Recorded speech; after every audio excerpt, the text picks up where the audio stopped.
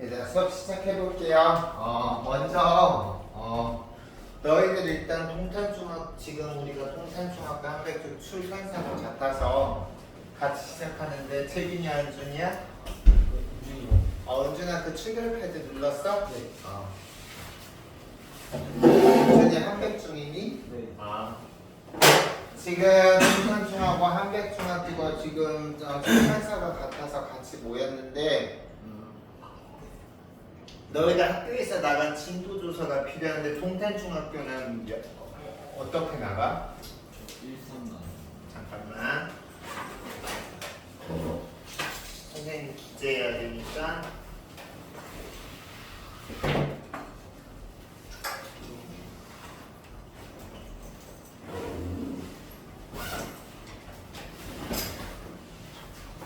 교과서 일상단원이랑 외부 지문은 어떻게 나오는지 아직 정해지지 않았어요? 네, 맞아요. 이게 교과서 일상단원. 네. 그리고 우리 한백주 선생님 이름을 기억해야 되니까 연서랑 은준이 한백중학교는 몇 단원 몇 단원 나가요?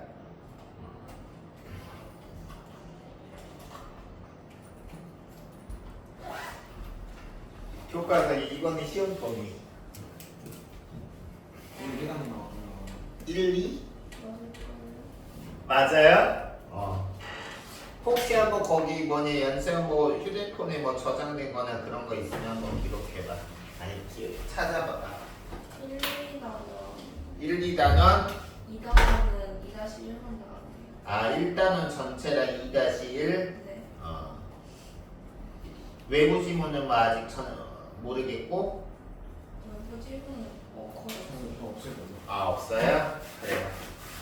그리고 동탄중은 1-3이고 아직 외부 지문 뭔지는 아직 확정 안 됐고요. 좀 나올지 않아요? 저 1-3 확실하고요. 그래. 다들 반갑고 너희들이 이거 조사 먼저 선생님이 종이 주면 좀 해줘야 돼. 일단 선생님이 설명해주기 전에 한번 읽어보세요. 선생님이 조사를 처음 이제 해야 될 게 너희들이 고등학교 그냥 너희들의 순수 희망사항대로 적으면 되고 다른 거 필요 없이요. 너희들의 순수 희망사항대로 너희들이 가장 가고 싶은 고등학교를 1지망, 2지망, 3지망 해서 적으시고요. 거기 지금 보면 클리닉을 모든 국어학원이 클리닉을 하는데 선생님은 개인적으로 수업도 중요하지만 저 편을 수목구매하는 클리닉이 되게 중요하다고 생각해.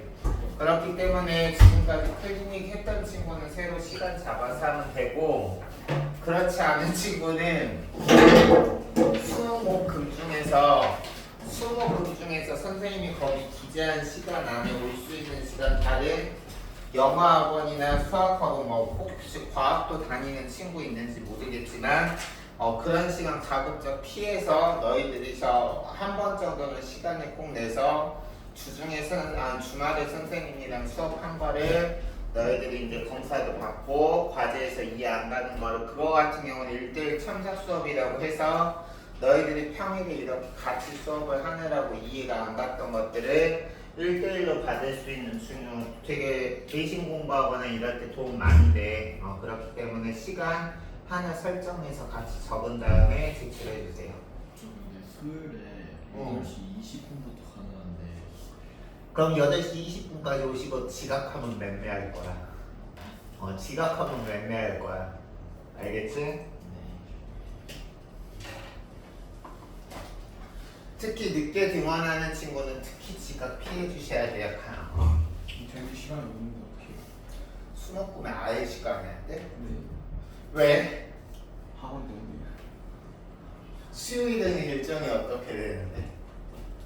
학교 갔다가 집에서 밥 먹고 학원 갔다가 끝나면 10시야? 네. 목요일은? 똑같이 학원 끝나고 갔다 오면 9시 반 금요일 10시요. 주말에 선생님이 계속 수업인데 그럼 일단 정 그렇게 안 되면 S 하시고 시간을 한번 가급적 만들어 보세요. 알겠죠? 네. 가급적 클리닉 시간 내주시. 영어 수업만 다니는데 그래? 저 영어 안 다녀요. 그럼 뭐 다녀? 과학과 수학. 수학과. 네.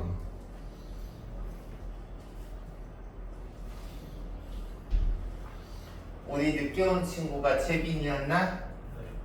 얼른 적어주세요.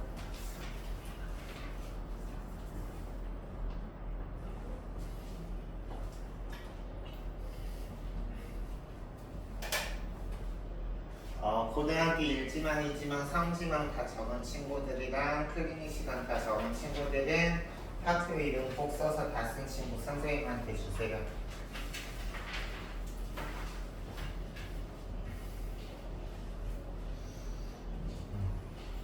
또 다른 친구 있어? 이상 기능.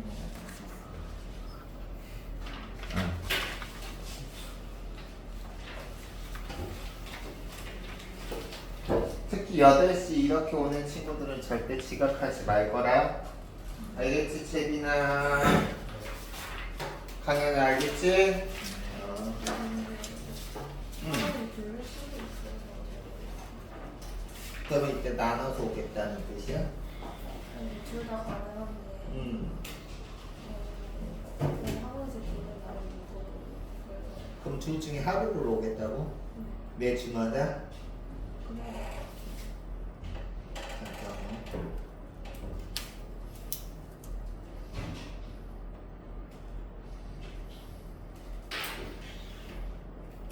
맞지?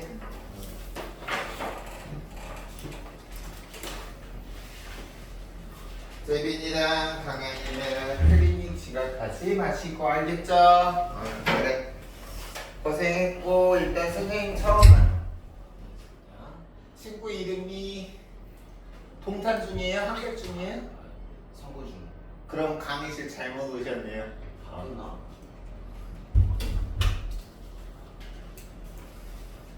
반갑습니다. 일단 선생님 처음이니까 선생님 소개 잠깐 하고요. 앞으로 이제 뭐 선생님이랑 한두 번 수업할 거 아니니까요.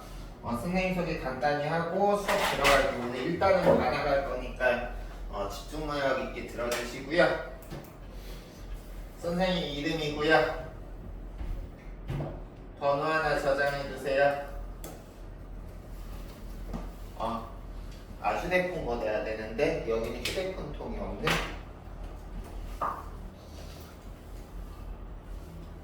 휴대폰 저장하고 나면 선생님이 니들 휴대폰 안 팔아먹으니까 여기다가 휴대폰 제출하세요. 그리고 너희들이 클리닉이 왜 중요하냐면 선생님이 오늘 과제 내줄 텐데 너희들이 그냥 너희들이 푸는 거랑 클리닉 가서 선생님이 이따 과제 같은 거 내주면 클리닉 때 와가지고 선생님한테 중간 점검 받을 수 있어. 질의응답 받고. 그래서 그럴 때 단순히 이제 선생님이 내신 목적으로도 하겠지만 너희들이 이제 내년에 고등학교 갔을 때 지금 우리가 이렇게 배우는 내신에서 하는 것들이 고등학교 가서 너희들이 어떤 식으로 접목될 건지도 클리닉 오면은 같이 설명을 해줄 거니까 꼭 와주시고요. 쌤, 클리닉 매주 하는 거예요? 매주. 그 시간 쓴 게 원래 학원 있는 시간이긴 한데 잠깐 뺄 수 있어가지고 한 건데 이번 주밖에 안 돼? 그건 아니고 막 자주 빠지고 있고요. 자주 빠지면 선생님도 그렇지. 선생님도 시간 정해놓고 자주 빠지면 별로 좋아하지 않아. 다른 날은 딱 정해서 올 수 있는 시간 없어? 네. 다들 바쁘게 사는구나. 그럼 내가 재빈이지. 네. 일단 돌아오는 주는 8시 올 거야? 네. 그럼 이제 이번 주 수업 끝나고 다음 주만 우선 오시고요. 다음 주에 올 때 너가 그 뒤 일정이 어떻게 되는지는 다음 주 목요일에 와가지고 클리닉 받고 나서 그때 이제 선생님한테 보고해 주세요. 알겠죠? 네. 그때는 좀 이제 확실하게 보고를 해줘. 선생님 이곳 만나서 반갑고요. 선생님은 고려대 국어교육과 입학해서 중문과 이중전공 졸업했고 중국 현대문학 석사 졸업했고 올해 11월이 되면 가르친 지 11년 됐네요. 만나서 반갑고 우리 중요한 시기에 만났으니까 이번 내신 잘해보고 너희들이 내신 기간 이번 4주 하는 공부를 단순히 그냥 이번 내신 점수 잘 받는다 물론 당연히 점수 잘 받는 거 중요하죠. 그래서 점수 잘 받게 선생님도 도와줄 것이고 좀 더 너희들은 이제 3학년 2학기니까 고등학교 생각해서 예를 들어서 우리 오늘 배우는 허생전이 중학교 때 배우고 딱 끝나는 게 아니라 고등학교 때도 똑같이 나온 다음에 내용은 똑같지만 그게 문제 난도나 이런 거 심하게서 나오기 때문에 이번 기회에 확실히 배워두면 너희들이 다음번에 공부할 때 훨씬 도움이 되겠죠. 그래서 뭐 이게 1차적으로 표면적인 목표는 내신 2차적으로는 고등학교까지 생각해서 공부를 할 수 있도록 합시다. 알겠습니까? 자습서 평가 문제집 선생님이 가져오라고 했는데 다 한번 꺼내보세요.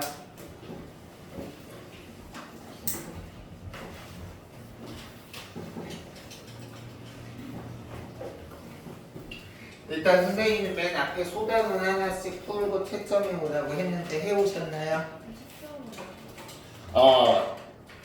그래서 이런 거 채점 안 하면은 이제 너 해야 되지만 안 할 경우에는 클리닉 와서 너희들이 이런 거를 하고 또 질의응답 할 수 있으니까 클리닉을 가급적 와주시라는 거고요. 그리고 선생님이 내주는 모든 과제나 그리고 선생님이 추가로 내주는 과제 자료 같은 경우는 문제만 푸는 거는 절대 과제 해온 게 아니야. 잘했구나 이름이? 당연히 채점까지 이렇게 잘 해왔어요. 형, 안 갖고 한다 그랬지 그거? 저 자습서만 돼 있어. 평가 문제 지금 왜 안 하셨어요? 시간이 없었어.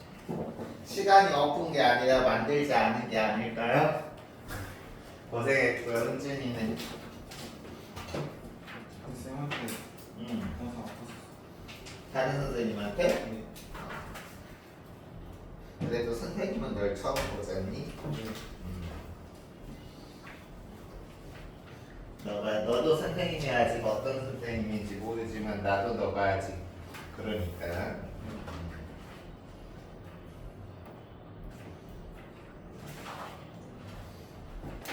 그리고 선생님이 이제 수업하기 전에 이거 딱 얘기하고 수업할게요.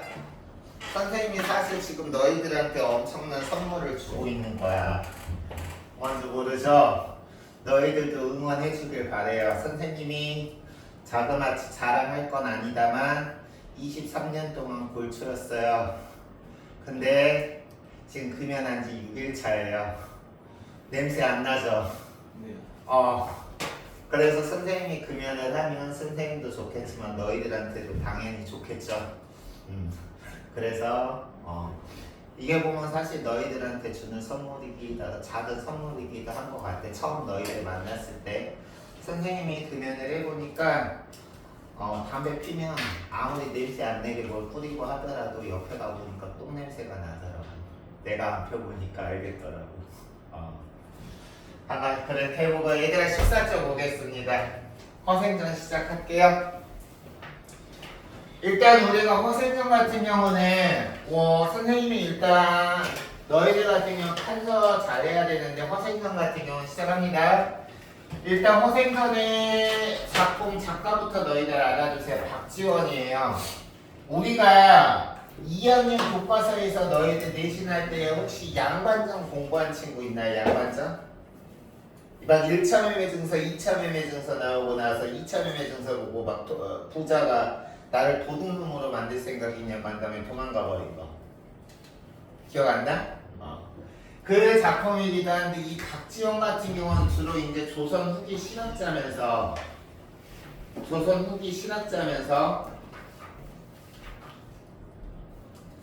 우리가 북학문을 주장한 우리가 이제 북학문이라는 거는 북쪽의 학문을 배우자에서 청나라의 학문을 배우자라고 하는 거야.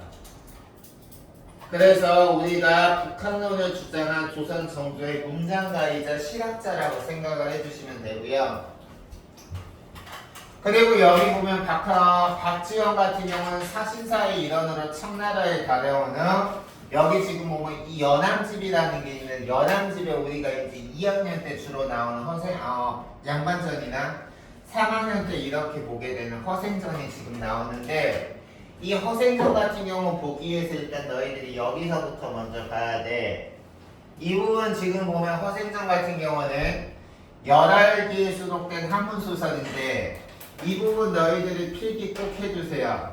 여기서는 일단 허생이 지식인인데 경제력이 없는 무능한 양반으로 나와요.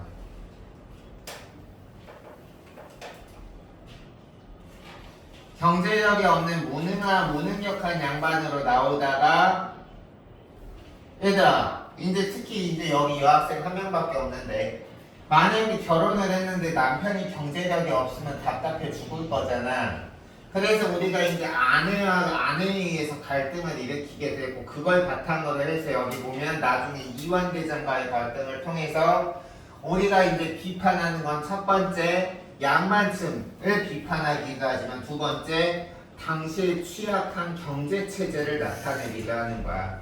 너희들이 이제 허생전에 대해서 미리 알고 있는지 모르겠지만 허생이 한번 맘먹고 돈 빌려다가 매점매석해서 쓸어버리니까 한 나라의 경제가 거덜나버리죠. 그런 것을 통해서 우리가 당시 취약한 경제체제 같은 걸 나타내며 이렇게 조선사회가 가지고 있는 한계를 드러내고 새로운 세계관이라는 건 우리가 이제 실학이 되는 거죠. 실학을 통해서 실천적인 과제를 제시한다라는 배경 지식을 가지고 나서 우리가 허생전은 처음부터 보도록 하겠습니다. 발전 볼게요. 허생은 남산골 아래 목적골에 살았다라고 해서 여기서 지금 이 목적골이라는 공간적 배경은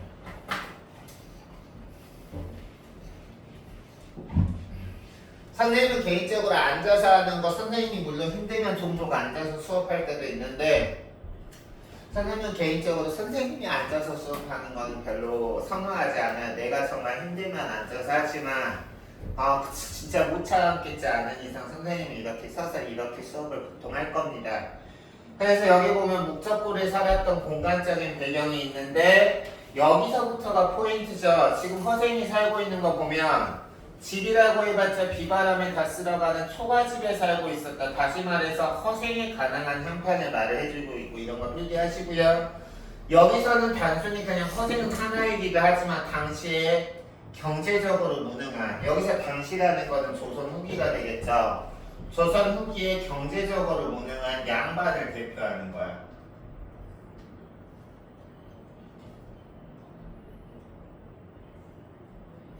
표면적으로는 허생 하나지만 실제로는 당시 이 어떤 전체를 얘기하는 것이다. 그래서 여기 봐봐. 허생은 집이 세고 바람이 드는 것. 얘다 결혼해가지고 우리 남학생 3명 있는데 너희들 나중에 결혼했는데 집안 형편이 이러면 어떡해. 나가서 그 물류센터에 나가서라도 일이라도 하든지 해가지고 집안 먹여 살려야 될 거 아니야. 근데 여기 지금 보면 집안이 이렇게 이런 상황임에도 불구하고 그립기만 좋아했대. 여기서 지금 이 부분을 통해서 작가의 간접적인 비판이 있는 거죠. 양반층에 대한 비판. 그리고 이제 그래서 아내가 삭바느질을 해서 그날 겨우 입에 풀칠을 하는 처지였다. 아내가 다시 말해서 남편 대신에 경제력을 다해가고 있는 것이다. 어느 날 허생이 아내가 배고픈 것을 참다 못해 훌쩍훌쩍 울며 푸념을 했다. 당신은 과거도 보지 않을 거면서 글을 읽어 뭐라 하시렵니까? 라고 지금 이제 우리가 여기서 이제 글 공부에 대한 우리가 아내와 허생의 갈등이 나타나는데 선생님이 판서를 선생님이 중요한 거 하겠지만 이렇게 중요한 것들 다 판사하면 시간 잡아먹을 것 같아서 이런 부분은 이렇게 지금 너희들 띄워주는 자료에다가 보여주세요. 이런 것들은 너희들이 빈칸에다가 꼭 필기를 해야 돼. 일단 여기서 이 작품에서는 주로 나타나는 갈등이 외적 갈등입니다. 우리가 소설에서 일어나는 갈등은 보통 인물의 내면에서 일어나는 갈등이 내적 갈등이 있고 아니면은 등장인물 외부에 있는 요소들하고 이루어지는 외적 갈등이 있는데 우리가 이 작품에서 대부분의 외적 갈등이며 특히 인물과 인물 간의 갈등이에요.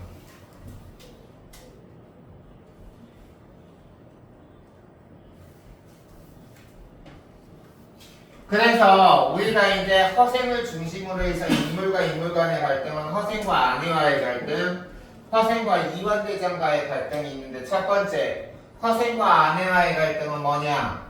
허생은 경제력도 없으면서 그리기만 좋아해. 그리고 여기서 하는 공부 같은 경우도 실생활하고는 아무런 쓰잘데기 없는 유교적인 그냥 성리학, 공자왈, 맹자왈 이런 것만 공부하고 있는 거야. 알겠습니까?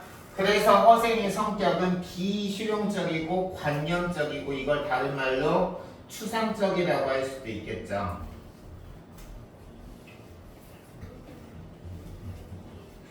그리고 허생의 아내는 어때? 무능한 가장을 대신해서 지금은 우리가 맞벌이 많이 하지만 조선시대만 해도 여자들은 집안일을 하는 게 대부분인데 남편이 무능하니까 삭바느질을 해서 생계를 대신할 정도로 가장을 대신해서 여자가 생계를 유지했다라는 거는 실용적이고 실리적인 성격이야. 그래서 여기서 우리가 이 허생이 조선 전기에 관념적인 성리학을 대표한다면 허생의 아내 같은 경우는 조선 후기에 실용적이고 실리적인 실학을 대표하는 거죠.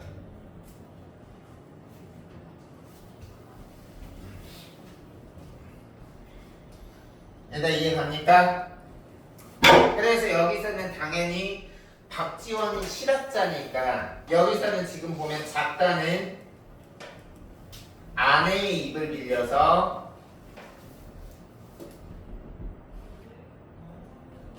양반을 통제하는 거지. 지배계층을 통제하는 거지.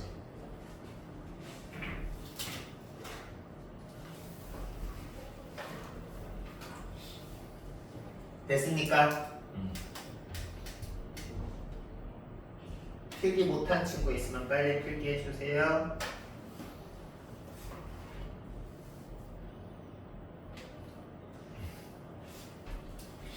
보겠습니다. 그러나 허생은 아내가 그렇게 하소연을 함에도 불구하고 허생은 아무렇지도 않게 껄껄 웃으면서 말하였다. 아직 내가 그리 서툴렀어. 그렇소. 선생님은 허생 같은 경우는 조선전기 성리학을 대표한다고 했죠. 물론 당연히 공부라는 것이 자기 수양에 목적을 두는 것도 있지만 경제력이 없으면서 자기 수양에만 목적하는 건 굶어 죽기 십상이죠. 그래서 여기서는 지금 보면 이걸 마이너스 이미지, 부정적으로 지금 해석을 해야 되는 거야.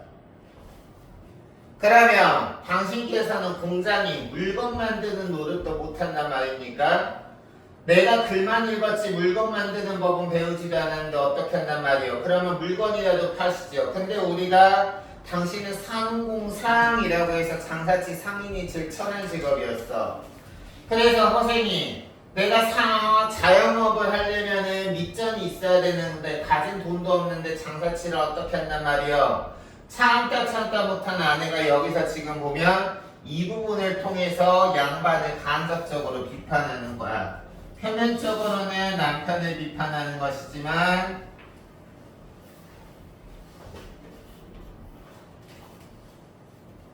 궁극적으로는 당시의 어떤 무능한 양반층을 비판하는 거죠.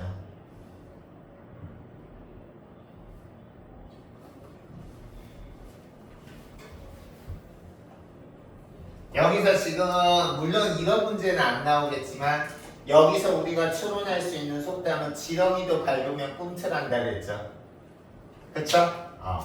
그래서 여기 보면 당신은 아내가 참다 당신은 밤낮 글만 읽다니 겨우 어떻게 한단 말이오? 라고 이렇게 체념하는 소리만 배웠나 보구려. 그래서 내가 지금 여기서 말한 게 표면적으로는 남편을 비판했지만 궁극적으로는 양반층 비판한다 그랬지? 그래서 여기서는 사대분의 무능함을 비판한다는 게 이거거든.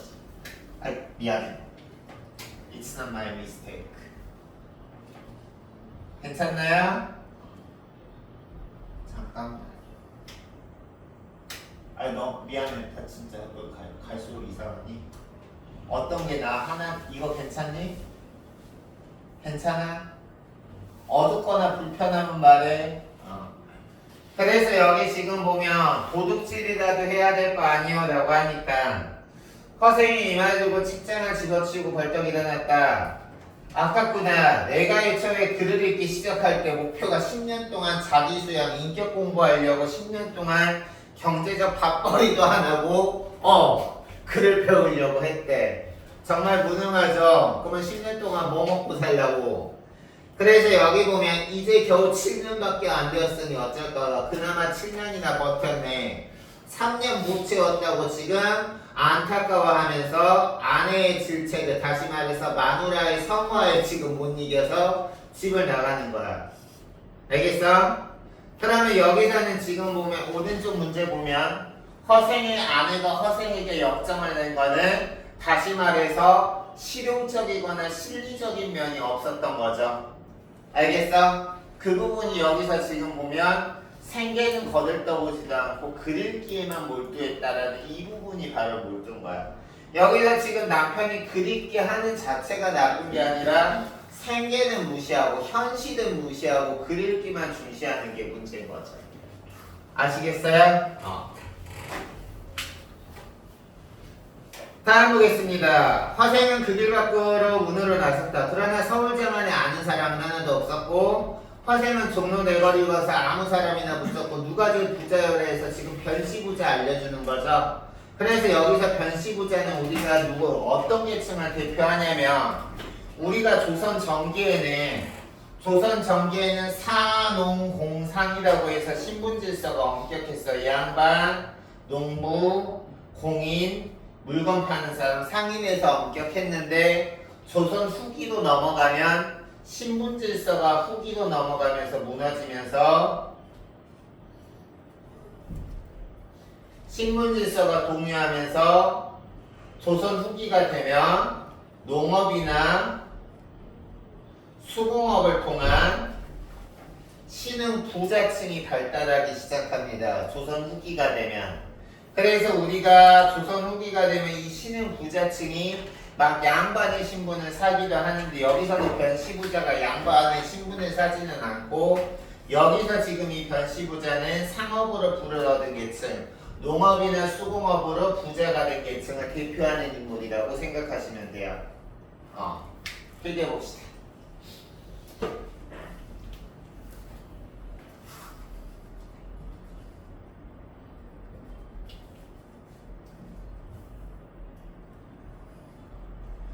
그래서 사람들이 변시부자를 알려주니 허생이 그 변시를 가져가 다음과 같이 여기서 한마디도 잘라 말하였다라는 거는 허생이 변시부자한테 가서 둘러대지 않고 직설적으로 단도직입적으로 얘기했다는 거지. 허생이 변시부자한테 가서 뭐라고 직설적으로 단도직입적으로 얘기했냐면 부자, 어이 변시부자, 양반이 내가 집이 가난해서 뭘 해보고 싶은데 미천이 엎드려 돈 마냥만 빌려주시오. 이거 지금 개념으로 하면 뭐 돈 한 10억, 한 2, 30억 빌려줘 이 얘기랑 같은 거야. 그만큼 큰 돈을 당당하게 빌려줄 것을 요구했다라는 거는 허생이 비범한 인물이라는 걸 알려주는 거지. 보통 양반이라면 그립기에만 집착해서 성격이 소심해서 감히 이렇게 낯선 사람한테 찾아가지도 못할 뿐더러 낯선 사람을 본다고 해도 자기가 원하는 바를 이렇게 얘기하지 못할 텐데 허생은 10년 중에 7년 동안 글 공부만 했음에도 이렇게 낯선 부자를 만나서 자기한테 10,000년이나 빌려달라는 비범한 성격을 가지고 있는데 여기서 포인트는 뭐냐? 허생의 이런 모습도 우리가 쉽게 볼 수 있는 성격이 아닌데 변시부자도 하는 대답을 보니까 그러시오, 그러죠 라고 함으로써 지금 변시부자가 허생을 처음 봤는데 처음 본 사람한테 10,000,000이라는 엄청난 돈을 빌려주는 거야. 그래서 여기서 지금 보면 변시부자는 그 자리에서 10,000,000을 내주었다. 변시부자의 성격 알아야 되죠. 배포가 크고 대범하다.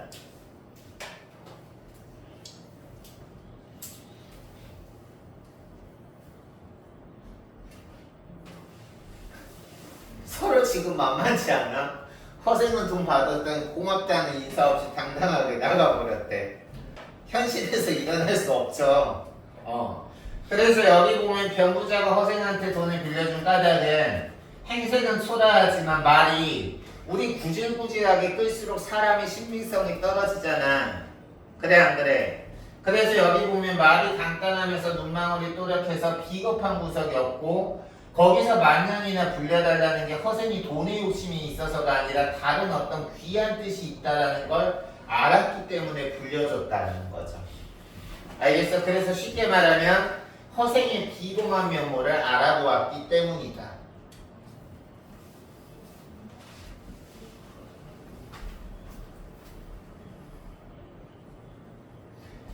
그때 병부자에게는 자식과 손님들이 많이 묻어 있었는데 허생을 보니 완전 거지였다. 여기서는 지금 보면 성격의 간접 제시가 지금 나와 있는데 여기서는 지금 보면 허생의 궁색한 외양모사를 통해서 허생이 입고 있는 어떤 옷차림을 통해서 지금 허생이 얼마나 어려운 처지에 처해 있는지를 지금 여기서 보여주고 있는 거죠. 그래서 여기서는 직접 제시가 아니라 간접 제시가 나타나 있고 허생이 힘없게 나가자 모두 어리둥절해서 모르자 여기서 이제 허생이 변씨한테 만년받고 또 인사도 안 하고 나가자 다들 놀라서 변씨한테 지금 저 사람 알아서 10만년 준 거냐라고 하니까 변씨가 뭐다 허생이라는 사람 모르지만 그 모르는 사람한테 돈 빌려줬어 라고 지금 여기서 당당하게 얘기하는 거야. 됐어요? 아니 그렇다면 누구도 알지도 못하는 사람한테 선뜻 만냥이나 내주셨단 말이오. 이름 석자도 묻지 않고 예를 들어서 너희들이 내가 누군지도 모르면 선생님이 너희들한테 얘들아 선생님 너희 아버지한테 부탁해서 나 5억만 빌려줘. 그럼 너희들이 묻지도 않고 나의 대범한 걸 보고 5억 빌려준 거랑 같은 거야. 말이 안 되잖아. 그래서 여기서 지금 일반적인 사람들은 그 의도를 이해하지 못하는 거야. 그래서 병부자가 여기서 지금 보면 It's not of your business. 니들 알 거 아니야. 그럼 여기서 지금 변씨부자가 허생전한테 돈을 빌려준 이유가 여기서부터 나와 있죠. 일반적으로 남에게 돈을 빌려주는 사람은 변명이 많아. 그래서 일반적인 사람들은 변명이 많고 자기 뜻을 과장이나 하고 약속을 꼭 지키겠다. 비굴하게 중언부언이라는 사자성어 꼭 알아두세요. 이미 한 말 또 하고 사람들한테 신뢰 얻으라고 사탕 발림을 하는데 저 사람은 외양은 허술하지만 실제 내면은 여기까지가 외양이라면 실제 내면은 말이 간단하고 눈망울이 또록또록하고 얼굴에는 비겁한 구석 없이 너무도 당당하더라. 재물에 같은 거는 없어도 스스로 만족하고 하는 사람이다. 그래서 분명 그 사람이 해보고 싶다는 일도 뭐 사소한 일이 아니라 진짜 대단한 일을 해보고 싶어서 지금 낯선 사람은 나한테 와가지고 10만 양을 빌리러 간 것일 것이다 라고 해서 나를 다 정확한 추측을 하고 있죠. 그래서 이 사람이 처음에는 이제 만냥을 사서 작은 일을 해서 성공을 하니까 그걸 통해서 이제 우리가 좀 더 일을 확장시켜 나가죠. 그래서 그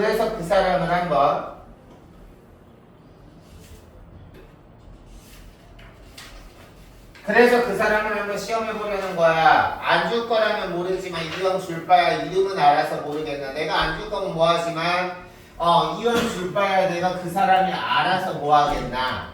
라고 해서 허생은 병부자에게 만냥을 얻어가지고 집에는 들르지도 않고 곧장 안성으로 내려갔다. 여기서 허생이 안성으로 내려간 이유 알아두세요. 우리가 안성이라는 거는 지금 경기도 안성, 충청도에 붙어있는데 안성 있잖아. 지금도 그렇지만 안성이라는 거는 우리가 과거 조선시대에는 특히 교통의 요충지, 다시 말해서 안성을 중심으로 사방팔방 교통이 이렇게 연결되어 있는 지역이었어. 그래서 안성이라는 것은 교통의 요충지이자 물성과 사람들이 많이 모이는 곳이어서 자신의 뜻, 여기서 자신의 뜻이라는 건 이제 그 뒤에 나오는 거죠. 빌린 만냥으로 자기가 하고자 하는 것. 그래서 안성은 경기도와 전라도의 갈림길에다 충성도, 전라도, 경상도의 길목이 되었다. 이 부분을 통해서 지금 교통의 요충지라는 이 부분이 이 맥락을 통해서 교통의 요충지라는 게 드러나죠.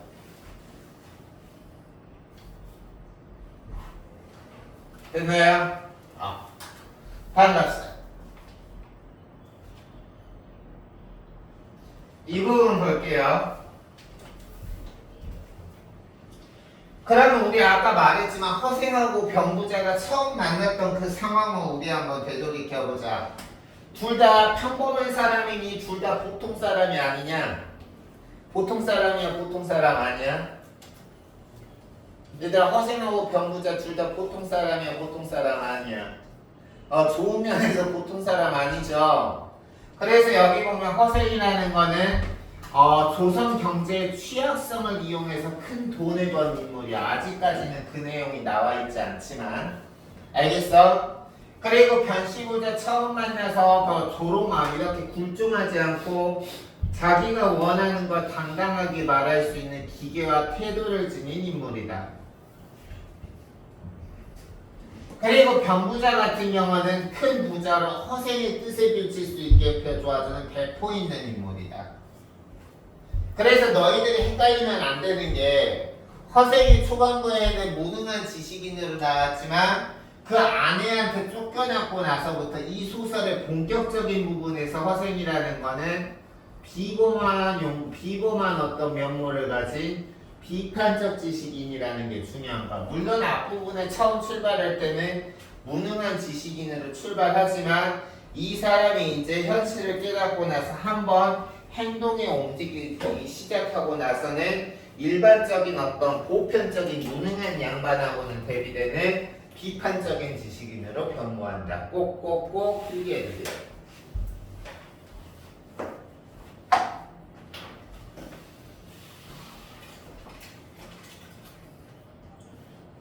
그리고 하나 너희들한테 미리 양해를 구하면 선생님이 대놓고 싶지는 당연히 않는데 종종 가끔씩 선생님이 꺼버리 입에 물면서 얘기를 할 때가 있을 거야. 선생님이 너희들에 대한 수업에 예의가 없어서가 아니죠. 선생님이 이 일을 11년째 하는데 그런 것도 모를 사람 아니죠.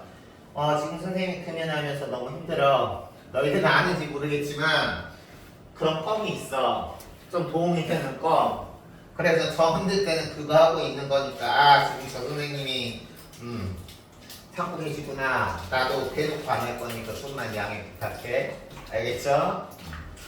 그래서 보시면 여기 보시면 허생의 행동을 바탕으로 한 현실 분야 뒤에 나오는 거야. 만냥으로 이제 사재기를 해서 다 경제를 좌지우지한다. 여기서 우리가 알 수 있는 거는 이 만냥으로 국가의 물건을 사재기한 허생이 나쁜 놈이 아니라 이 허생이라는 한 사람 때문에 경제가 문화가 왔다 갔다 하는 조선 후기의 경제 구조의 취약성을 비판하는 거야.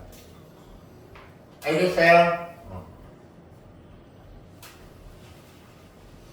그리고 이제 사재기로 부를 축적할 수 있다는 사실을 통해서 정상적인 경제 구조라면 사재기로 부를 축적할 수가 없죠. 알겠어? 우리가 보통 이런 거 같은 경우는 국가 경제가 비정상적일 때 사재기로 부를 축적할 수 있는 거죠. 그래서 여기 보면 그리고 나서 후반부에 변산에 있는 때도 돌고 빈섬으로 들어가 새로운 사회를 건설했다라는 거는 이 지금 박지원이라는 사람이 이런 허생의 모습을 통해서 현실을 풍자하고 문제점을 제시하는 데 그치지 않고 이 문제점을 제시할 수 있는 해결 방안까지 제시했다는 면에서 긍정적인 면모를 가지고 있는 거야. 지금 나라 구조가 지금까지 너무 조선시대의 성리학만 중시해가지고 나라 경제 구조가 다시 말해서 말이 아니다. 그래서 허생 한 사람이 이렇게 경제를 좌지우지할 수 있다. 그럼 그것의 해결책은 뭐냐? 해결 방안으로 우리가 평범한 사람이 도둑이 될 수밖에 없는 이런 현실을 비판하고 있고 빈민을 구생할 수 있는 이용후생. 이용후생이라는 거는 실학사상의 핵심이에요.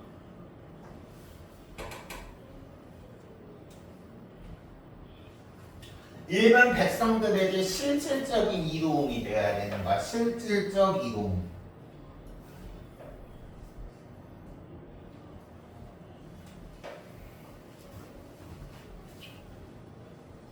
알겠죠?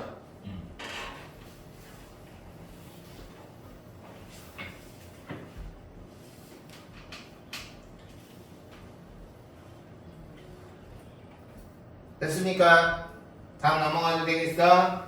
그래서 여기 지금 보면 허생이 이제 사재기한 물건들이 나와 있고 파는 사람이 부르는 대로 값에다 주고 팔지 않는 사람에는 2배 주고 다시 말해서 국가에 있는 모든 과일 야채를 다 사버렸더니 과일이 똥이 나버렸대. 그래서 여기 보면 잔치나 제사를 지내려고 해도 과일이 없으니 제사상을 차릴 수 없었고 이래 되자 과일 장사들은 뭣도 모르고 팔았다가 나중에 과일 좀 팔라고 통사정을 하니까 10배를 팔고 과일을 되팔았으니까 만냥이 10만냥이 돼버린 거죠. 알겠어? 그래서 여기 보면 허생이 이제 뭐라고 말하냐면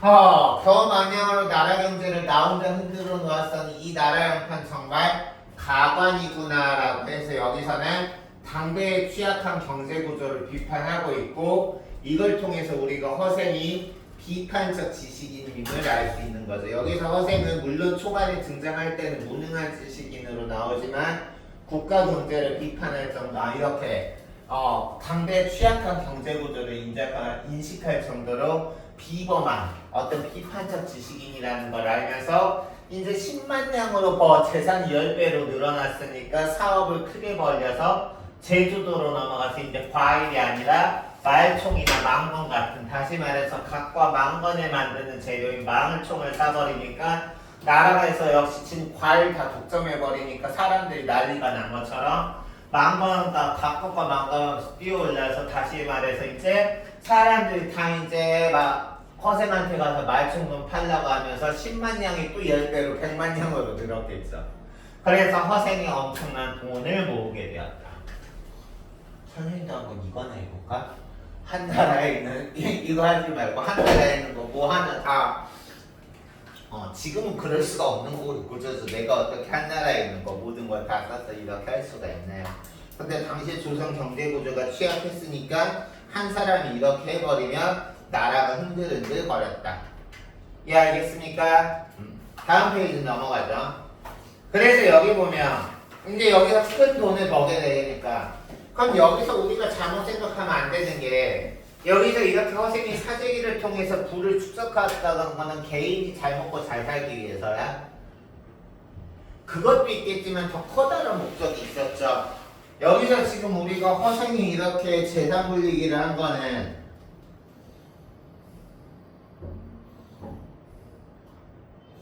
단순히 개인의 재산 증식일 수도 있지만 박지원의 소설가 박지원의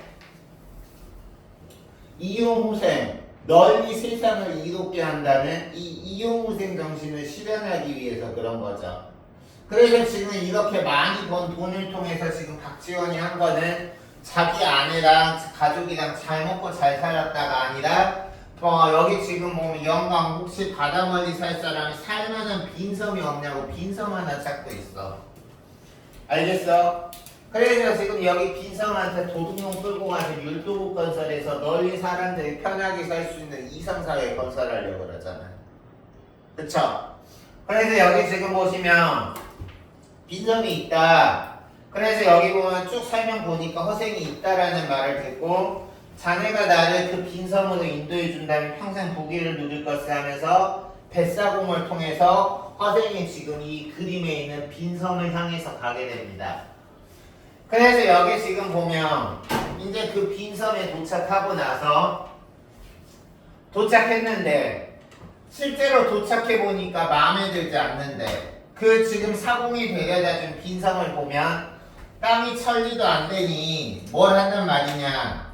하지만 땅이 비옥하고 물이 좋으니 여기서 부잣집 늙은이 노릇은 할 수 있겠다라고 하면서 여기 지금 보면 나와 있지만 여기서 허생이 이렇게 빈섬을 한 거는 지극히 개인적 목적이 아니라 이상사회 건설. 이게 이제 뒤에 마지막에 율도국으로 나와 있을 텐데 이 이상사회 건설을 통해서 지금 그렇게 사재기를 통해서 재산을 모은 거죠. 알겠나요? 그래서 여기 지금 보면 이렇게 이성사회 건설을 위해서 빈섬을 찾아놨고 여기서 이때 전라도 변산에서는 떼도둑 다시 말해서 지금으로 치면 뭐 조폭이 수많은 조폭들이 1000명이나 오글거리고 있었다. 네. 미안 잠깐만.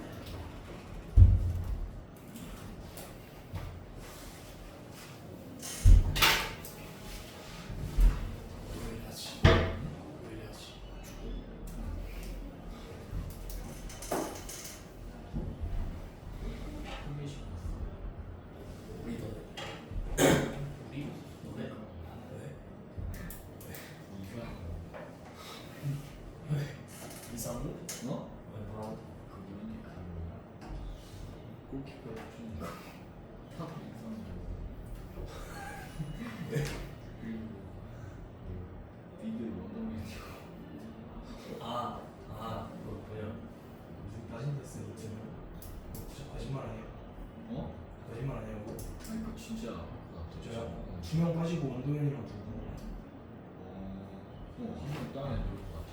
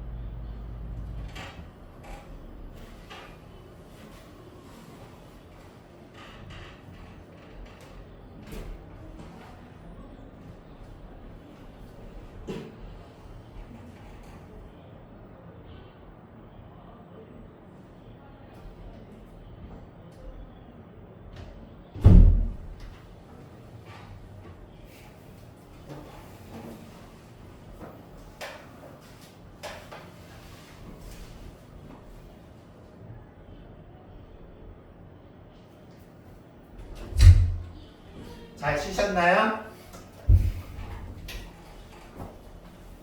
이어서 해보겠습니다. 그래서 여기 지금 보면 이제 그 떼도둑을 이제 나라가 여기서 도둑들은 지금 도둑들처럼 얼마든지 착하게 살 수 있는데 지들이 셀프로 도둑이 된 게 아니라 사회가 도둑이 되지 않고서는 먹고 살 게 없으니까 지금 도둑이 된 거잖아. 그래서 지금 허생 같은 경우는 이 도둑을 지금 잡아가지고 이 도둑들을 착하게 만들어서 이성사회를 건설하려고 하는 거죠. 그래서 여기 보면 허생이 변산으로 가서 도둑대의 산책을 찾았다라는 거는 산적들의 속옷을 찾아서 그 도둑놈의 대빵, 다시 말해서 지금으로 치면 조폭의 우두머리를 만나서 조폭 우두머리한테 이렇게 얘기한 거죠. 니들 그 조폭 1000명이면 1000명이 1000냥을 그렇게 훔쳐갖고 나눠가지면 한 사람 앞에 얼마로 돌아가냐고 해서 도둑의 우두머니를 자기를 무시하는 줄 알고 눈을 부라리니까 그 다음에 한 냥씩이 얼마야 라고 하니까 그러면 너희들 그 한 냥 갖고 안에 있냐? 없어. 논밭 있냐? 없어. 여기서 그래서 이게 지금 이제 그 도둑놈 조폭 우두머리가 하는 거죠. 우리가 이 말을 통해서 너희들이 이게 다 중요하니까 별표 쳐두세요. 여기서 지금 도둑놈 우두머리가 도둑놈 산채에 있는 우두머리가 논밭 있고 마누라 있으면 도둑질은 왜 지금의 모습하고 다르지 않아요. 자기 집 있고 자기 와이프 있고 번듯한 직장이 있으면 누가 결혼 안 하고 누가 자식 안 낳아? 이런 말이랑 똑같은 거죠. 그래 안 그래? 그래서 여기 보면 논밭 있고 마누라 있으면 도둑질을 왜 하냐는 건 다시 말해서 논밭도 없고 마누라도 없으니까 가난하니까 평범하지 못해서 도둑이 되었다. 그래서 여기서 지금 이 도둑이 되었다라는 것이 개인의 문제가 아니라 사회 구조적인 문제라는 걸 여기서 너희들이 파악을 해야 되는 거죠.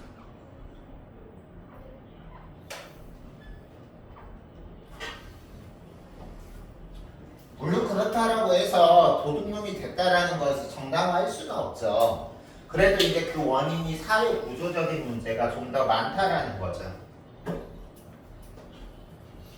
선생님 역시 마찬가지야. 이제 좀 수업을 선생님은 나중에 익숙해지만 뭐 알 텐데 선생님은 종종 선생님 뭐 수업이나 클리닉 관리는 좀 엄격하게 하지만 선생님 무서운 선생님 아니야. 딱 보니까 안 무서워 보이죠?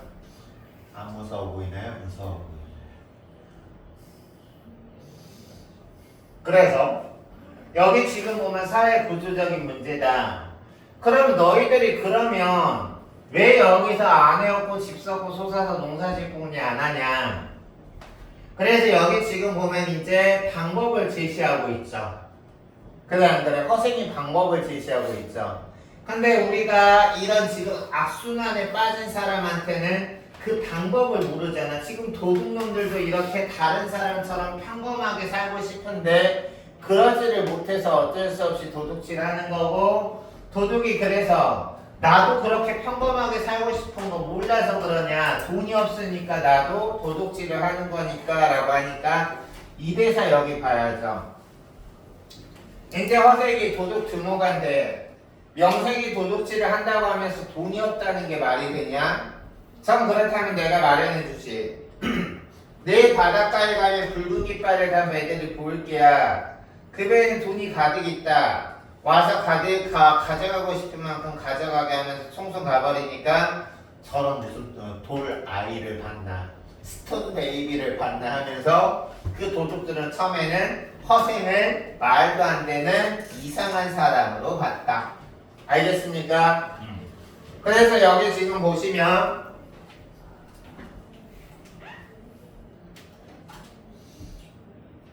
이 부분을 통해서 알 수 있는 거 너희들이 꼭 기억해야 돼. 허생이 여기서 아까 사재기를 통해서 우리가 돈을 부풀린 것은 개인의 이해 타산을 위한 목적이 아니라 나라의 걱정을 해결하기 위해서, 이게 바로 재산을 증식시킨 목적이야.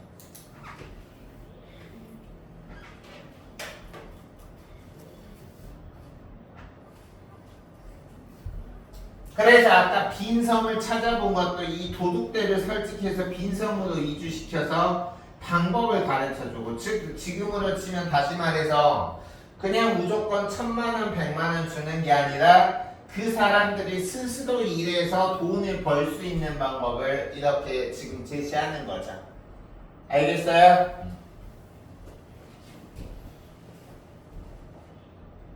그리고 이제 여기서 마지막에 허생이 이렇게 돈 찾아가라 라고 하니까 비웃은 까닭은 우리가 일반적인 사람의 가치관에서 허생이 병부자한테 돈 빌려달라고 한 거나 허생이 이렇게 도둑한테 가서 이 말을 한다라는 건 일반적인 보통적인 상식을 가진 사람이면은 정상적인 지금 정신을 가진 사람이라고는 볼 수 없잖아. 그래서 여기서 지금 보면 황당한 제안을 했기 때문이다. 그래서 그러다 다만은 도둑들은 그래서 허생이 한 그 미친 말이 혹시나 그게 진짜가 아닐까 하는 말에 갔는데 그게 진짜였던 거야. 그래서 도둑이 그렇게 이제 자빠지고, 도둑은 허생을 이제 드디어 미친 사람이 아니라 자신들의 은인으로 보는 거죠. 알겠어요? 그래서 여기 보면 그저 장군님의 문부대, 여기서 장군은 누구를 지칭해요? 허생이죠. 지금 도둑이 허생을 장군이라고 부르면서 태도가 돌변했어요.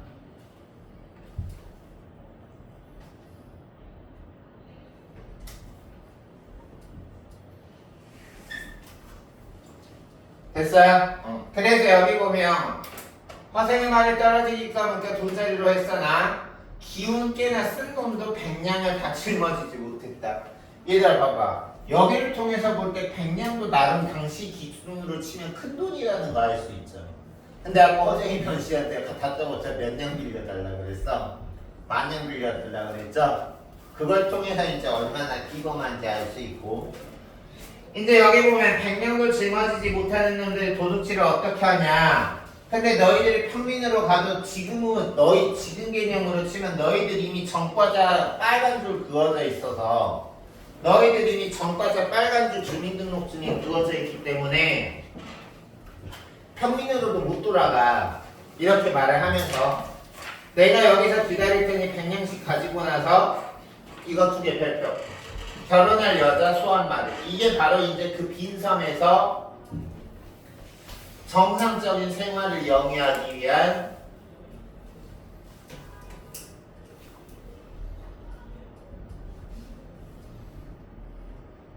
필수 수단인 거야. 얘가 당시에 100냥이면 여자들이 결혼하겠다라고 할 정도로 큰 돈이었나 봐. 알겠어요? 그래서 허생이 말이 끝나기도 전에 도둑들은 이제 허생의 말이면 이제 무조건 복종이죠. 그래서 여기 보면 허생이 2,000명이 1년 동안 먹을 양식을 가지고 아까 재산 10,000냥에서 100,000냥, 100,000냥에서 1,000,000냥으로 돌렸잖아. 알겠어요? 그래서 이게 아까 도둑이 1,000명이었는데 2,000명이 먹을 거는 도둑 한 명당 여자 한 명씩 와이프를 데려다 오니까 인원이 2배가 되니까 2,000명이 되는 거지. 원래 도둑 1,000명이었는데. 알겠어? 그래서 여기 지금 보면 이제 하루 만에 도둑들이 여자하고 소를 데리고 와서 데리고 오니까 허생은 자기 계획대로 배를 타르고 이미 받은 빈성으로 가서 허생들이 나라에 있는 도둑을 다 빈성으로 모아버리니까 나라가 조용해졌다. 허생의 통찰력을 알 수 있지 않니? 도둑들도 구해주면서 나라도 조용하게 만든다. 알겠나요? 물론 지금 현재 2025년 대한민국 자본주의 사회에서는 이런 뜻을 가진 사람이 있다 그래도 할 수가 없을 거야. 이미 모든 게 달라졌기 때문에 당시 사회하고. 근데 우리가 이제 물론 소설, 당시 시대적 배경이나 공간적 배경이 다르긴 하지만 이런 허생의 모습을 통해서 당시 허생의 비판적 지식인의 모습과 통찰력을 알 수 있다. 됐나요? 그래서 여기 지금 보면 허생과 함께 들어간 사람은 저마다가 집을 얻어서 여기 지금 보면 큰 마을이 생겼다. 그리고 기둥지 땅에 노는 씨옷이 곡식이 잘 자라서 열매가 9 이상씩 달렸다. 다시 말해서 비정상적인 삶을 살아가던 사람들도 허생의 도움을 받아서 정상적인 삶을 살아갔다. 즉 여기서 빈섬이라는 거는 허생이 이상을 실현하는 공간이고 이것을 위해서 허생이 이상을 실현하기 위해서 그렇게 10,000냥을 빌리고 그거 가지고 사재기에서 100,000냥을 만들고 그걸 또 말총을 사서 100,000냥으로 만든 거죠. 알겠어요? 그래서 여기 보면 다음 달라 곡식을 얻어서 3년 동안 양식 저장하고 여기서 지금 보면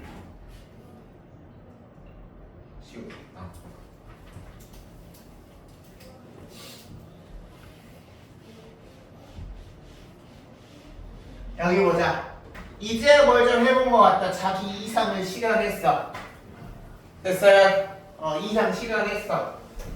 그래서 쓸모만 특집 보면 이제 여기서 이제 지금은 이제 평범하게 가정을 꾸리는 사람이지만 예전 처음에 봤던 도둑들한테 얘기하는 거죠. 허생이 도둑들한테 내가 처음에 너희들한테 이 섬에 갔을 때는 먼저 부자가 되게 한 다음에 문자도 만들고 의관도 새로 정하게 하려는 게 원래 목표인데 이 빈섬이 땅은 좁고 나도 그렇게 대단한 사람이 아니니 그래서 여기서 지금 보면 목표를 이루지 못한 채로 허생이 섬을 떠나는 이유가 이건 거야. 됐어요? 그러니까 지금 허생이 도둑들에게 당부하는 말이 뭐냐면 여기 밑줄 치세요. 허생이 도둑들에게 강조하는 거는 자신은 사재기를 통해서 그렇게 돈을 엄청나게 벌어들였는데도 허생이 도둑들한테 말하는 것은 돈 많이 벌어가 아니라 여기 지금 보면 오른손으로 숟가락 잡고 하루라도 먼저 태어난 사람이 먼저 먹게 하고, 다시 말해서 인간의 예의범죄와 양보의 미덕을 강조하고 있어 허생이 지금. 그럼 여기서 허생은 중시하는 게 뭐냐? 돈과 의식 중에서 뭐가 더 중요하다는 거야? 사람들의 이 생각이 더 중요하다는 거죠. 알겠어? 그리고 여기 지금 보면, 그리고 자기가 탈 배만 남겨두고 나머지 배는 다 불살라 버렸다. 그러면 우리가 여기서 허생이 자기가 탈 배만 빼고 나머지 배를 불살라 버린 이유는 자기만 다시 이제 육지로 건너가고 과거 도둑들은 여기서 편안하게 살 것을 목표로 한 거잖아. 왜 그랬을까? 이거 별표. 외부와의 왕래가 재앙이 된다는 생각이 때문에 섬을 여기서 지금 도둑들이 겨우 이제 정상적인 생활을 영위하게 됐는데 이 도둑들이 다시 나쁜 곳으로 빠져들지 않게 하기 위해서. 알겠어요? 그래서 여기 지금 보면 선생님도 개인적으로 농담 하나 해줄까? 금연 6일차인데 너무 힘들어. 하루에도 몇 번씩 편의점에서 사고 싶은 생각이 들어. 그래서 생각이 뭐냐면 나라에 다에 팔지 말지. 그러면 생각 들어도 참을 수 있을 텐데 라는 생각이 들어. 이게 있으니까 더 참기가 힘들어. 물론 아직까지는 잘 성공하고 있지만. 그래서 여기서 지금 오른쪽 마지막으로 정리하고 넘어가면 아직 안 나와 있는 다음 페이지 보면 100만 냥 중에 50만 냥을 바다에 던져버려. 지금으로 치면 뭐 꼭 그렇다는 게 아니라 재산 100억 중에서 50억 가지고는 지금 우리가 본 내용 자기의 이상적인 목표 실현한 거야. 그러면 우리가 보통 사람이면 어떻게 하겠어? 나머지 50억 가지고 평생 룰루랄라 놀 거 아니야. 근데 이 사람은 그게 아니라 남은 50만 냥을 바닥에 던져버렸다. 왜? 재물이 지나치게 많으면 오히려 불행해져. 재물 돈이 너무 없어도 문제지만 돈이 어느 수준을 넘어가면 인간을 불행하게 한다라는 거는 너희들은 믿지 않겠지만 사실이거든. 알겠어요? 돈이 많으면 많을수록 행복할 것 같잖아. 아니야. 물론 선생님은 그렇게 많지 않기 때문에 지금보다 많았으면 좋겠으나 돈이 우리가 세상에는 힘든 사람들이 대부분이지만 또 돈 많은 사람들도 생각보다 많아요. 그런 사람들이 과연 그러면 걱정 없이 행복할까?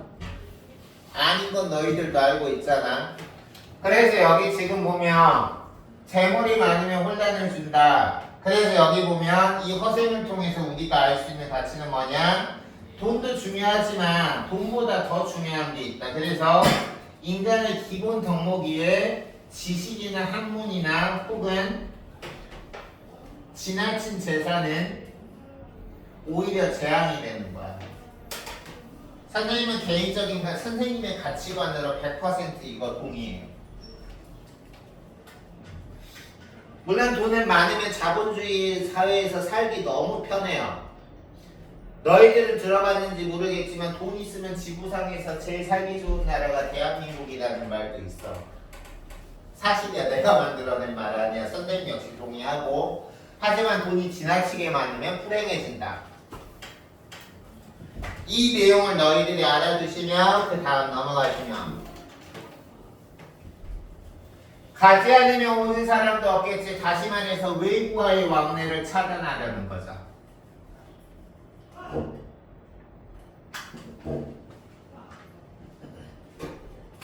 도둑들의 정상적인 삶을 위해서.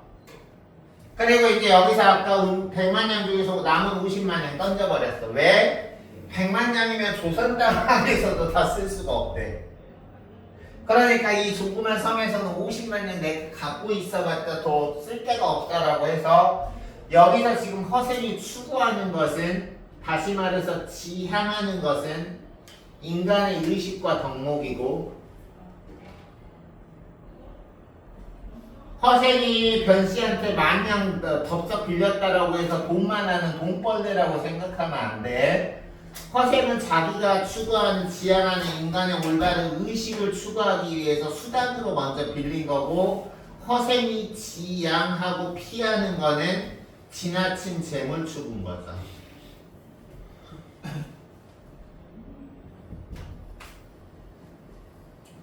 그래서 글이란 모름지기 재앙의 근원이야. 이 섬에서 재앙의 뿌리를 없애버려야지 하면서 여기서 지나친 재물이라든가 지나친 지식이라든가 지나친 학문을 추구하는 것을 다 부정하고 있어. 그래서 여기서 지금 허생은 보면 글 역시 지금 우리 공부 열심히 하라고 그러잖아. 근데 지금 허생 같은 경우는 지나치게 공부하는 것도 재앙의 뿌리라고 생각하는 거야. 됐습니까? 그렇다고 너희들이 공부하기 싫을 때 이 내용을 정당화하면서 공부 안 하시면 안 돼요. 그래서 여기 보시면 허생은 조선에 돌아오자마자 남은 50만 냥을 가지고 나라를 돌아다니며 가난하고 의지 않는 사람을 도와주었다.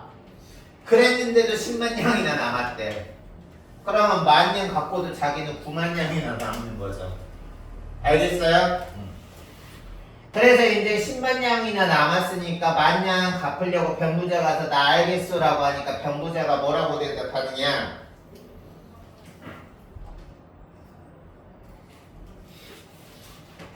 얼굴빛은 똑같으니 왜냐면 여기 봐봐. 지금 얼굴빛이 똑같다라고 한 거는 막 허생이 만약에 자신의 어떤 개인적인 편안함을 위해서 그랬더라면 얼굴빛이 바뀌었겠지. 근데 자신의 어떤 이상적인 목표, 자신을 위한 게 아니라 이상적인 목표를 위한 거니까 자신은 겉보기에 여전히 허름했을 거 아니야. 그러니까 병부자가 이렇게 대답한 거고 허생이 웃으면서 재물 때문에 얼굴빛이 달라지는 것은 그대 같은 장사치나 하는 뜻이요. 다시 말해서 여기서 허생 같은 경우는 아까 비판적인 지식인이고 세상을 바라보는 통찰력이 있다고 했으며 지나친 재산보다는 인간의 도덕이나 정신이나 의식을 추구했다고 했죠. 그래서 여기서 지금 허생이 한 말 이거 우리 밑줄 치세요. 재물 때문에 얼굴빛이 달라지는 것은 당신 같은 장사치나 하는 것이다. 돈 마냥이 어찌 인간의 도리를 살찌울 수 있겠어. 여기서는 지금 보면 의문형으로 나왔지만 돈과 돈으로는 인간의 올바른 도리를 키울 수 없다고 설득하고 강조하는 서리법이 쓰였죠. 그래서 재물보다는 인간의 정신을 우위에 두는 사대고로서의 정체성을 가지고 있다. 너희들은 100억 생기면 뭐 하고 싶어? 선생님 100억 생기면 일 안 하고 하고 싶은 공부 원 없이 하면서 선생님은 인생의 낙이 운동하는 거거든. 그래서 원 없이 지금보다 더 운동하고 싶어. 지금은 선생님이 직업이 이거기 때문에 주말에는 강제 휴식을 이틀 해야 되거든. 난 그래서 주말이 제일 싫어. 물론 너희들을 만나서 좋지만 선생님 100만 냥 있으면 지금은 없으니까 책 내가 보고 싶은 거 다 못 사봐. 근데 보고 싶은 거 다 사볼 수 있죠? 그리고 100억 있으면 우리가 일 안 하면은 부자로는 안 사지만 은행에다만 넣어놔도 평생 그냥 소박하게 먹고 사는데 죽을 때까지 돈 걱정 안 할 거 아니야? 그쵸? 그래서 이런 정신을 우위에 두는 허생의 정신이다. 그리고 이제 우리가 벨시한테 돈 갚을 때 10,000냥 갚으면 되는데 10만 냥을 갚았대. 내가 한때 굶주림을 견디지 못하여 그를 10년 목표한 걸 7년밖에 못 잊고 당신의 거 부끄러워서 내가 10,000냥에다가 곱하기 10배 쳐서 이자까지 해서 90,000냥 플러스해서 100,000냥 받겠소라고 한 거야. 그래서 병부자가 자기는 10,000냥 빌려줬는데 100,000냥 허생이 주겠다라고 하니까 병부자도 나쁜 사람 아니네요. 그 사양했어. 보통 사람이면 10,000냥 빌려줬는데 100,000냥 줘? 아싸가 우리 하고 받을 거 아니야. 근데 사양하고 그때 빌려준 10,000냥에다가 10분의 1 이자만 해서 11,000냥만 받겠다라고 하니까 허생이 화를 내면서 당신이 어떻게 나를 니하고 똑같이 장사치 취급하냐 라고 소매를 패뿌리치고 10,000냥 빌려준 자기가 받은 거 10만 냥으로 갚았다.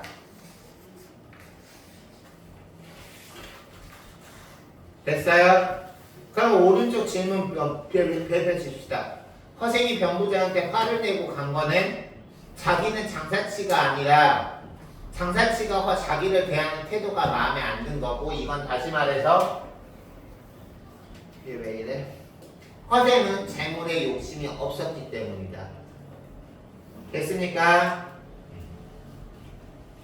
그래서 우리가 활동 더하기 보면 아까 선생님이 설명할 때 허생전에 빈섬을 율도국에 비유를 했는데, 허생은 빈섬을 만들고 홍길동전은 이 허생의 빈섬에 해당하는 율도국을 만드는 거야.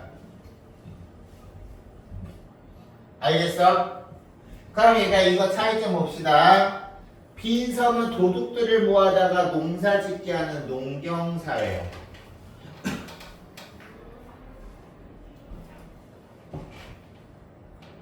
그래서 허생을 하는 이 율도국 같은, 아니 허생의 빈섬 같은 경우는 주변 국가의 교역을 통해서 풍요를 이루는 공간으로 우리가 교역이 이루어지는 공간인데, 우리가 지금 공부하는 작품은 아니지만 홍길동전에서 율도국이라는 거는 길에 물건을 떨어져도 가져가는 리가 없는 곳이다. 즉 법 없어도 살 수 있는 이상적인 공간이다.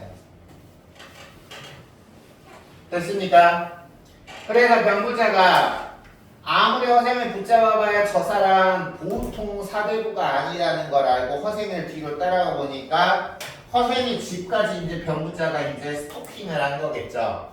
그래서 병부자가 허생 집을 같이 따라갔는데 허생 집을 보니까 다 쓸어가는 초가집이야. 그래서 병부자가 허생한테 이 지금 쓰러져가는 집이 누구 집이냐 그러니까 허생이 당연히 아래 보지 않아도 자기 집이라고 했겠죠. 그래서 병부자는 할머니에게 은근 물었다. 그러자 할머니가 저는 허생원댁이요.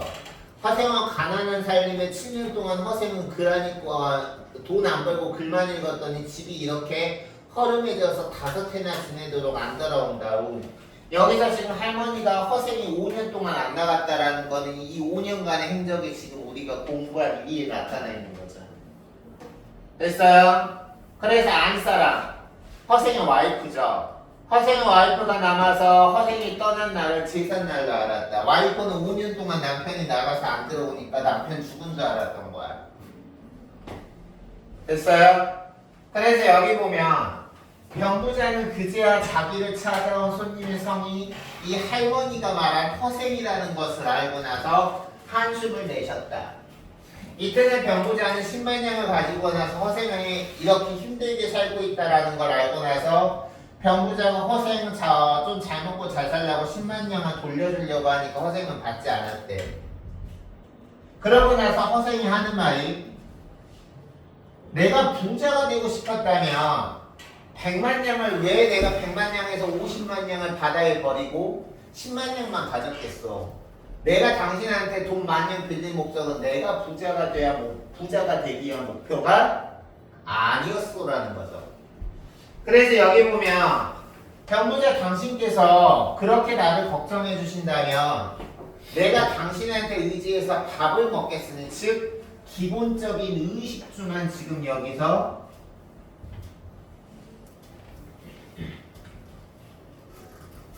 허생하고 나하고 선생님하고 좀 비슷한 면이 있다. 선생님도 기본적인 의식주만 해결되면 선생님도 평생 공부하고 있었거든. 그래서 여기 보면 기본적인 의식주만 변씨에게 부탁하는 거야.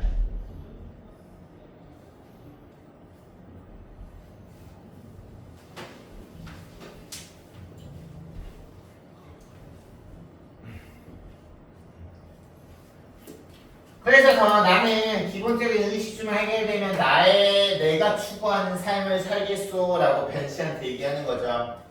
그래서 여기 보면 그 이상의 재물이 있으면 오히려 나를 그 이상의 재물을 가지고 부지없이 나의 평안한 마음을 괴롭히고 싶지 않다. 그 다음 2줄 쳐야죠.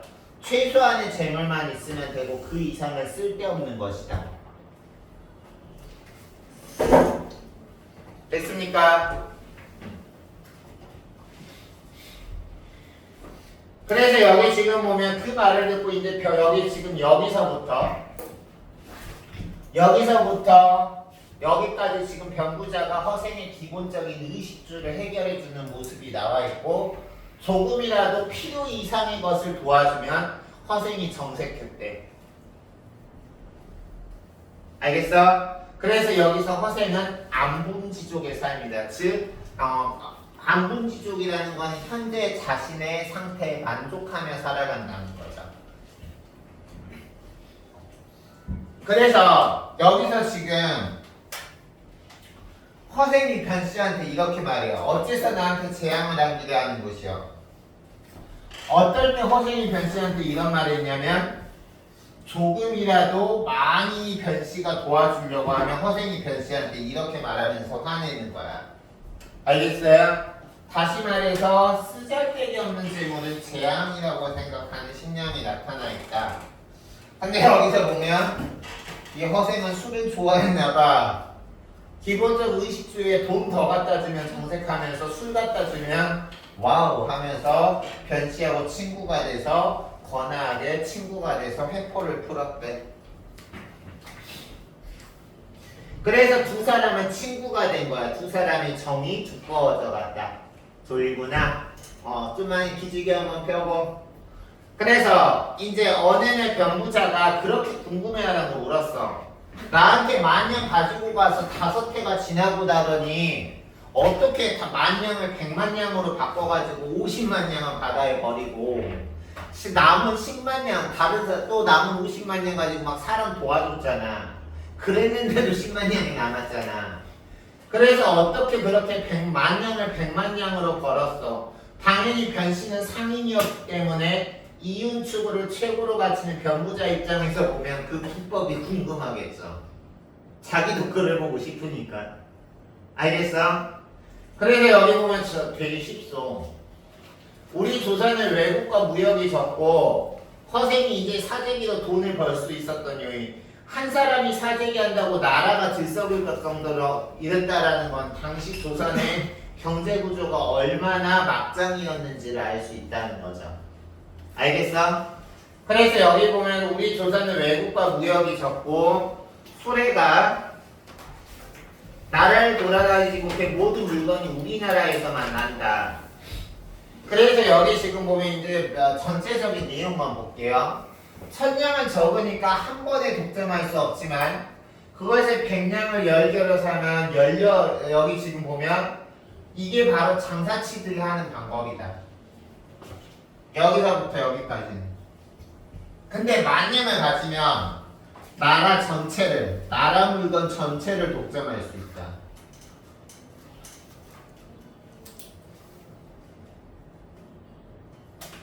그래서 우리가 이렇게 독점해버리면 그 물건이 한 사람한테 독점해버리면 나라의 물건이 사라져서 장사치들도 하게 되지 않고 그러면 값이 천정부지로 뛰니까 지금 허생이 한 것처럼 우리가 과일 다 사다 줘서 10,000냥을 100,000냥으로 만들고 100,000냥으로 제주도 가서 말총을 다 사버렸더니 100,000냥이 10배가 돼서 100,000냥 버는 거는 너무나 쉬운 일이요. 그러나 이것은 허생은 돈 벌겠지만 백성들은 당연히 물가가 폭등하니까 우리가 힘들겠죠. 그래 안 그래? 그래서 여기 보면 나랏일을 맡은 사람이 이 법을 쓰면 망할 것이요 라고 하면서 변보자가 지금 허생의 말을 다 듣고 나서 허생에게 다시 물어보기를 해. 그러면 당신께서는 어떻게 나를 처음 찾아와서 나한테 10,000냥을 빌렸어? 내가 어떻게 당신한테 줄 거라고 생각했어? 그때 허생이 하는 말 여기 밑줄 쳐진 거 별표 치세요. 허생은 변씨가 돈을 빌려줄 거라고 확신하고 간 거야? 아니야? 아니죠. 뜻에 맡긴 거야. 한번 질러나 보자. 되면 좋고 아니면 말고. 이 마인드로 간 거죠.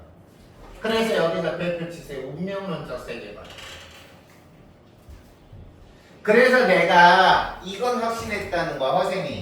허생이 스스로 내가 10,000냥이 있다면 100,000냥으로 불릴 자신은 있지만 그 10,000냥이 나한테 있을지 없을지는 내 맘대로 할 수 없다. 운명론적 세계관이죠. 그래서 내 말을 들어준 변시 당신은 복 있는 사람이요. 더욱더 큰 부자가 되라는 하늘의 뜻이지. 만약 내가 내 일을 사사로이 개인적인 목적을 위해서 했다면 어찌 알겠소? 라고 하면서 지금 말을 하고 있습니다. 알겠습니까? 그래서 여기 지금 보면 이거 중요하니까 별표 치시고 꼭 암기해 둡시다. 이해하고 허생의 돈에 관한 인식은 선생님의 생각이랑 똑같아요. 내가 너희들에게 강조하고 싶어. 돈이 인생에서 되게 중요한 수단이거든. 근데 돈이 인생의 목적이 되면 인생 망해요. 뭔 말인지 알겠어? 그래서 돈은 생계를 위해서 꼭 필요하지만 적당해야 된다. 그리고 헛된 재물은 마음을 괴롭혀하고 인생을 망치기 때문에 재물이 지나치면 재앙이 된다. 그리고 사재기에 대한 허생의 태도는 당시 조선 경제구조상 돈 버는 가장 확실한 방법이다.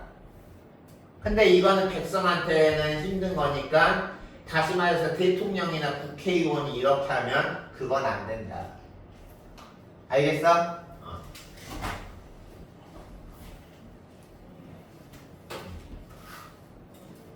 거의 끝나갈 겁니다.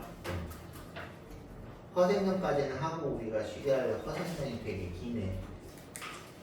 한꺼번에 못 끝나겠다. 중간에 좀 쉬었다 하자.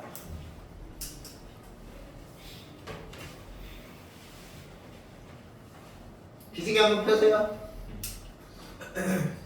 그래서 여기 보면 병부자가 감탄했고 2페이지까지만 하고 잠시 쉽시다. 바야흐로 지금 사대부들의 남산의 치유, 남한산성의 치유를 시술하고 있어. 당신 같은 선비가 나서야 된다. 이 부분 보세요. 당신 같은 재주를 지닌 사람이 파묻혀 있으면 안 된다.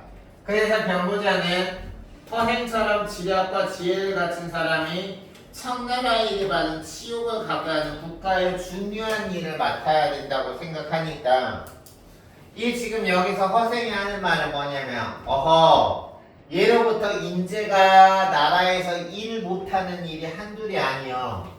지금도 나 말고도 신기하고 뛰어난 재주를 가진 사람이 때를 만나지 못해서 재능을 펴지 못하고 산속이나 바닷가에 묻혀서 세월을 보내는 사람이 많다. 이 부분 별표. 이 상황을 볼 때 오늘날 나란 일을 맡은 고위 관료가 맡은 그릇을 알다라는 거는 나라를 맡은 고위 관료들이 사람을 제대로 쓸 줄 모른다는 거야. 알겠어요? 그러니까 재능이 뛰어난 사람들이 자기 능력을 발휘해가지 못하고 산속이나 바닷가에 묻혀 살겠죠. 알겠니? 그래서 여기 보면 인재를 적극적으로 쓰지 않는 국정 책임자들을 허생이 질책하고 있다. 됐어? 나 역시 장사에 재주가 있어서 이 정도 능력은 되지만 그러나 그거 100만 냥을 벌었지만 그걸 바다에 버리고 온 것은 100만 냥 그거 우리나라에서 쓸모볼 데가 없다. 다시 말해서 자기가 100만 냥이나 벌었지만 써먹을 데가 없다라는 거는 조선의 경제구조가 취약해서. 그래서 여기서 이 부분을 통해 보면 이 부분을 통해서 조선의 인재등용을 하는 비판의식이 나타났다. 근데 적어도 지금만 그런 게 아니야. 저 때만 그런 게 아니라 지금도 마찬가지예요. 그래서 이제 여기까지 나타나 있고 우리 아까 초반부에 인물과 인물 간의 갈등에서 허생과 아내와의 갈등도 있지만 허생과 이완과의 갈등도 있다고 했던 거 기억나니? 그래서 이제 여기서부터는 허생과 이완 간의 갈등이 시작되는 부분인데 이 부분 대략적인 어떤 개요만 보고 잠시 쉽시다. 병부자는 오래전부터 이완과 친분이 있었다. 이때 이완이 어영대장, 다시 말해서 국가의 중요한 어떤 직책을 맡아서 병부자를 찾아왔다. 그래서 지금 이완 대장이 백성들 중에 어디 갔지? 지우개? 어디 있어? 선생님이 수업하다가 집중하면 종종 눈앞에 있는 것도 못 찾아요. 그래서 지금 이완 대장이 변씨한테 일반 백성들 중에서 능력자 없냐고 지금 물어보는 거죠. 그러니까 여기서 지금 병부제는 당연히 누구 추천했겠어? 허생 추천했겠죠. 그래서 여기 지금 뭐 허생의 어떤 지난 과거 일을 얘기해 주니까 이완이 깜놀해서 그래 허생 좀 나한테 알려줘라고 하니까 여기 지금 보면 변씨가 이완한테 제가 허생하고 3년을 가까이 지냈는데 지금까지 허생의 정확한 이름도 모르고 있다.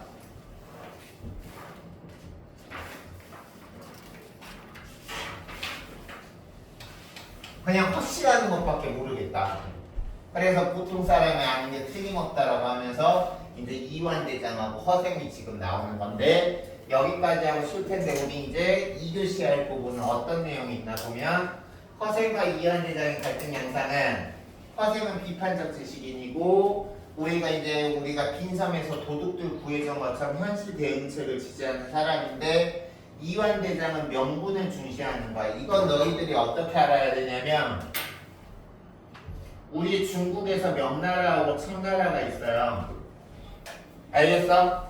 우리 조선은 명나라에게는 어떤 태도를 취했을까? 사대했어요. 한족이 세운 나라니까 사대했어요. 막 조공 바치고. 근데 청나라는 우리가 한족이 세운 나라가 아니라 오랑캐가 세운 나라여서 이완대장으로 대표되는 조선 지식인들은 청나라는 개무시했어요.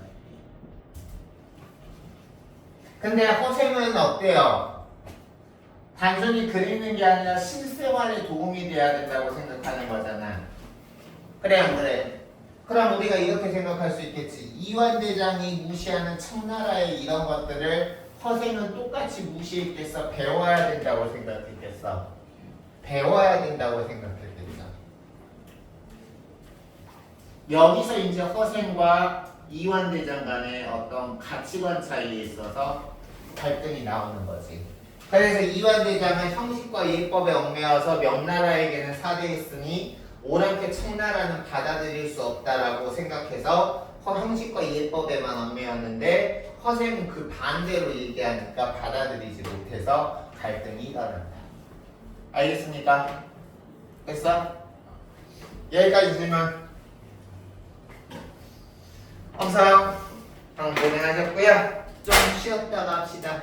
늦어도 40분까지는 착석하세요.